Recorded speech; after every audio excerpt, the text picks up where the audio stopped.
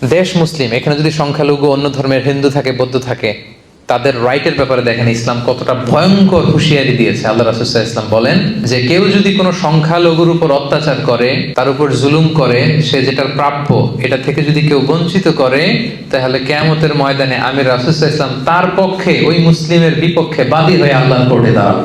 আপনি নামাজ পড়তে পড়তে কপালে দাগ ফেলাই দিয়েছেন, দাড়ি রাখতে রাখতে এত লম্বা জুব্বা, এরপরে হিন্দুদের বাড়ি দখল করতেছেন আর বলতেছেন আপনি বড় হাজী সাহেব। আল্লাহ রাসূল সাল্লাল্লাহু আলাইহি ওয়াসাল্লাম বলতেন কিয়ামতের দিন আল্লাহ রাসূল ওই হিন্দুর পক্ষে থাকবে, আপনার বিপক্ষে। কথাটার ওজন খেয়াল করেন। আল্লাহ রাসূল সাল্লাল্লাহু আলাইহি ওয়াসাল্লাম বলেছেন তুমি মুসলিম হও, তুমি হাজী হও, তুমি যেইটা হও, তোমার বিপক্ষে থাকবে আমার অবস্থান কিয়ামতের দিন। আচ্ছা, সোজা সাপটা একটা আনসার দেন। রাসূল সাল্লাল্লাহু আলাইহি ওয়াসাল্লাম যদি কারো বিপক্ষে বাদী হয়ে দাঁড়ায়, যার শাফাআত ছাড়া আমরা জান্নাতে ঢোকা কল্পনাই করতে পারি না, তিনি আমার বিপক্ষে আল্লাহর সুপ্রিম কোর্টের ট্রাইব্যুনালে আমার বিপক্ষে, জান্নাতে যাওয়ার কোনো সুযোগ কি আমার সেদিন থাকবে? জন্য খবরদার। সংখ্যালঘুদের ব্যাপার দেখেন ইসলাম কত কঠিন হুঁশিয়ারি দিয়েছে। আমার হিন্দু ভাইরা, এই আলোচনা যদি কেউ আপনারা শুনেন, আপনাদের পক্ষে সে 1400 বছর আগে আপনাদের পক্ষে, আপনাদের রাইটসের জন্য, আপনাদের অধিকারের জন্য রাসূল সাল্লাল্লাহু আলাইহি ওয়াসাল্লাম লড়াই করেছেন।